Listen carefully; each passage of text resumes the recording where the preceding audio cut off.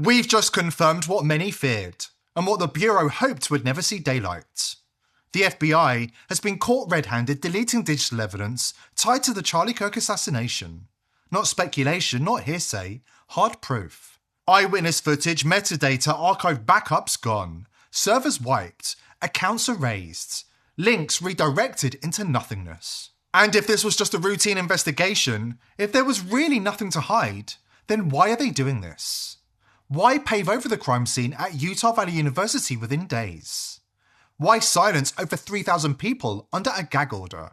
Why ban the investigation into a foreign intelligence agency linked to the assassination by Bureau agents? Why purge the internet itself to make sure no trace remains of Erika Kirk's ties to an orphanage credibly accused of trafficking children to Israel?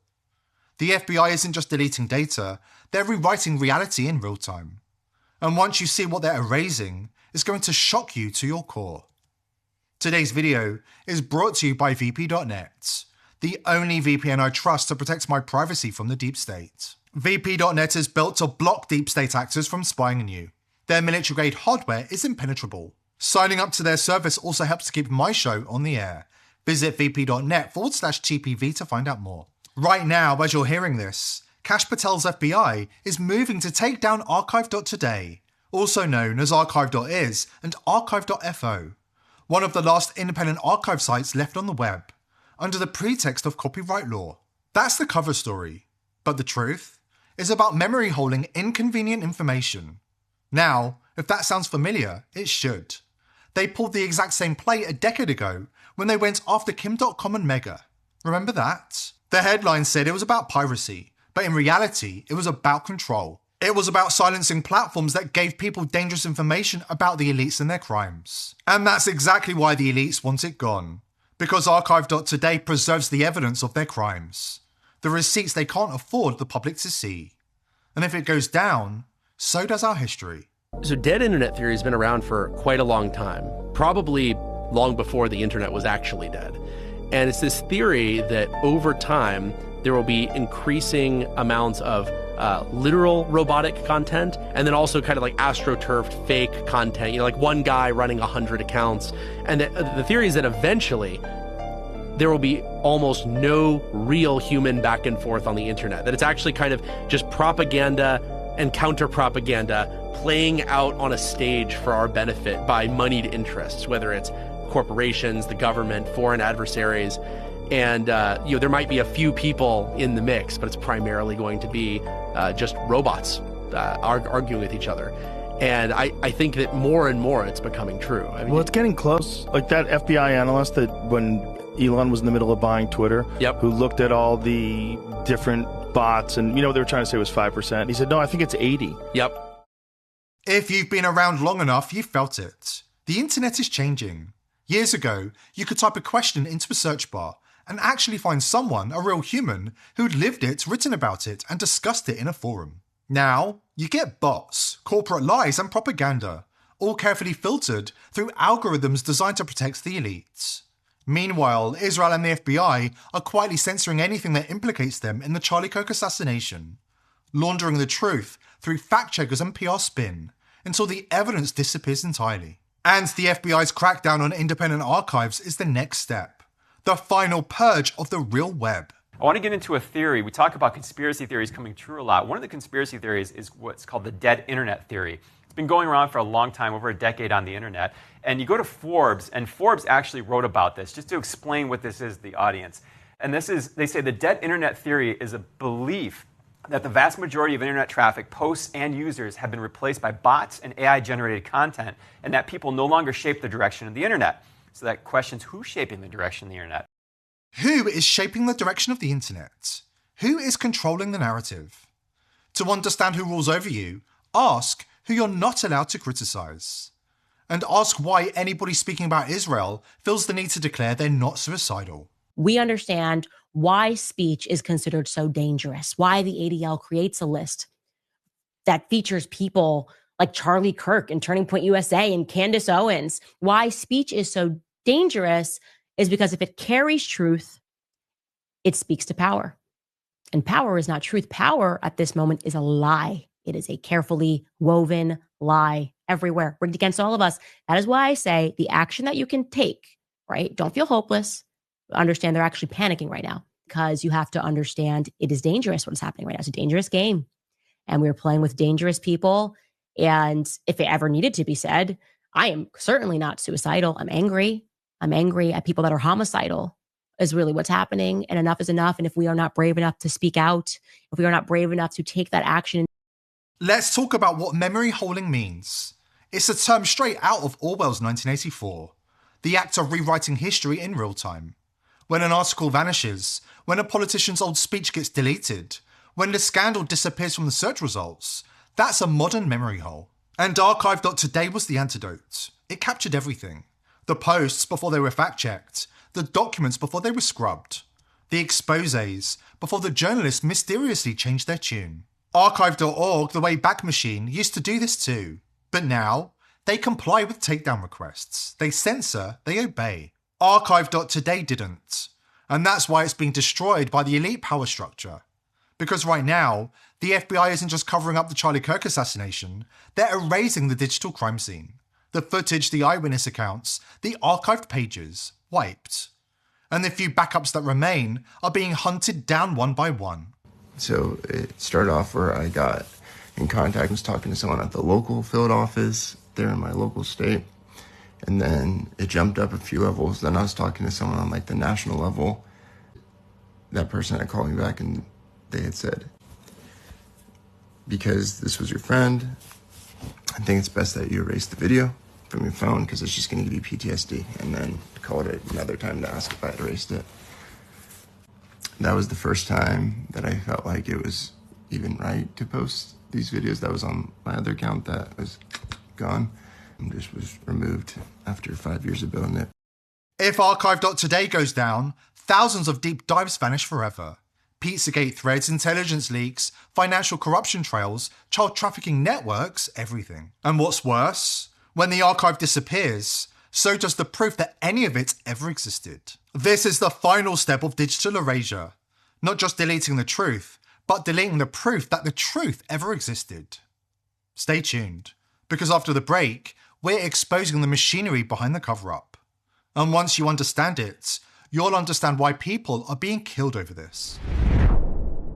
If you or anybody you know owns a home in America, you urgently need to listen to this. There's an epidemic of online scammers stealing home titles, and your equity is the target. Here's how it works. Criminals forge your signature on one simple document, use a fake notary stamp, and just like that, your home title has been transferred out of your name without you ever knowing. It's terrifyingly simple.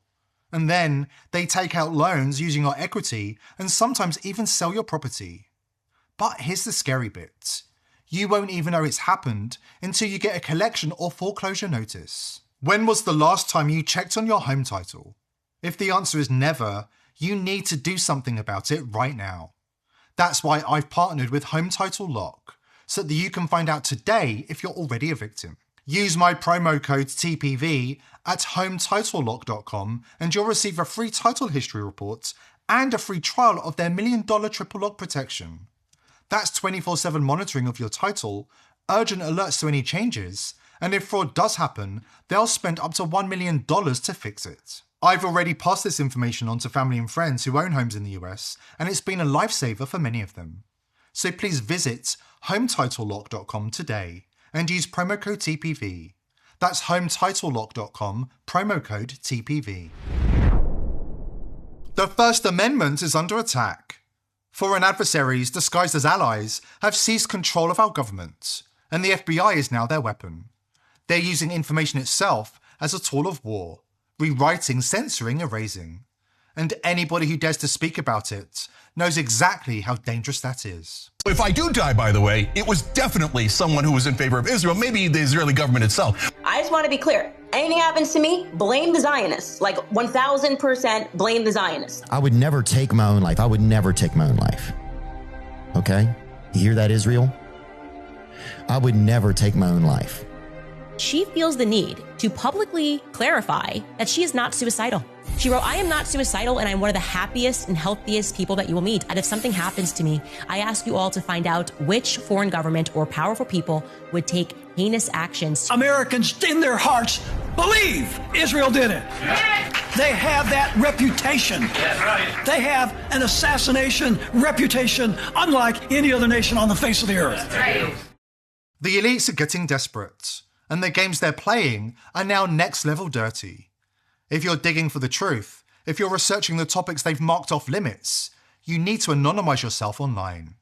Go to vp.net/TPV and check out the next generation of privacy tech, built for people who refuse to be silenced. Because make no mistake, you are under attack. And in this war for information, nothing is off the table. Here's List C with Charlie Kirk eyewitness Skylar Bard, revealing that archived evidence is now being scrubbed, and Google is now actively deleting evidence linking Israel to the assassination. When I tried to replicate people's searches, like nothing would come up. Like everything was erased. And I know stuff has been getting erased from the internet. Like there was a web page that I personally had archived, and I double checked to see that it was archived, and now it's gone.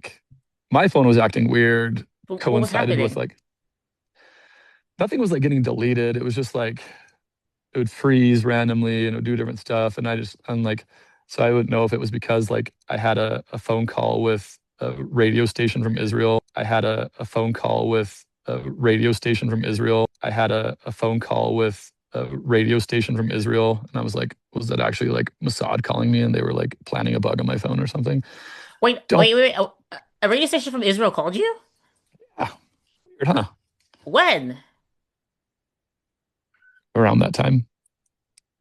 To do what?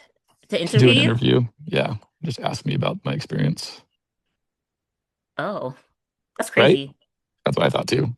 I thought it was weird. And then like the more weird thing is that like they've like ghosted me since then. I'm like, hey, can I hear the story? I'm like, crickets. I'm like, I wonder if I was just talking to like intelligence or something. But because they like at the end of the interview, they asked me some weird things too. They were like, what do people like you or people in your circles think about Israel? And do they think that Israel was involved? I'm like, that's what they asked you? Yeah. So your phone was doing weird stuff after the phone? After that phone call. The Mossad has warned that Americans who criticize Israel online are fair game in their existential battle for survival. Now, Netanyahu isn't hiding it anymore. He's declared war on Americans in the digital space. Israel are the vanguard of the elite's endgame. Digital ID, central databases, and total surveillance, all monitored and controlled from above. We have to fight back. Here's how. First, understand the battlefield. The war isn't being fought with bombs or tanks, it's being fought with data. Your movements, your conversations, your finances, your passwords, your identity, hoovered up and stored in databanks, run by people who've declared war on you. And here's what they really don't want you to know. The most popular VPNs in the world, ExpressVPN, CyberGhost and private internet access, have been bought out by Cape Technologies, an Israeli company closely linked to Mossad. Cape's roots trace back to Crossrider, a malware distributor notorious for hijacking people's devices, and its staff packed with Israeli former intelligence agents. We're talking about veterans of Unit 8200, Israel's NSA on steroids, and the Dovdaden Unit, Israel's undercover death squad. These are the people you're paying to protect your privacy. It's not just a sick joke, it's a punchline, and they're laughing at you.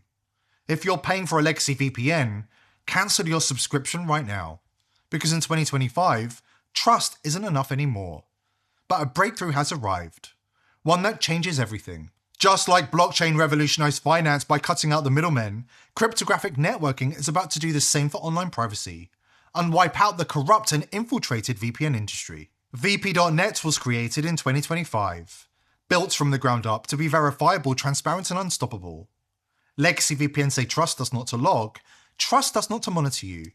VP.net says don't trust us, verify. Unlike legacy VPNs, every connection is protected by a mathematically verifiable cryptographic shield.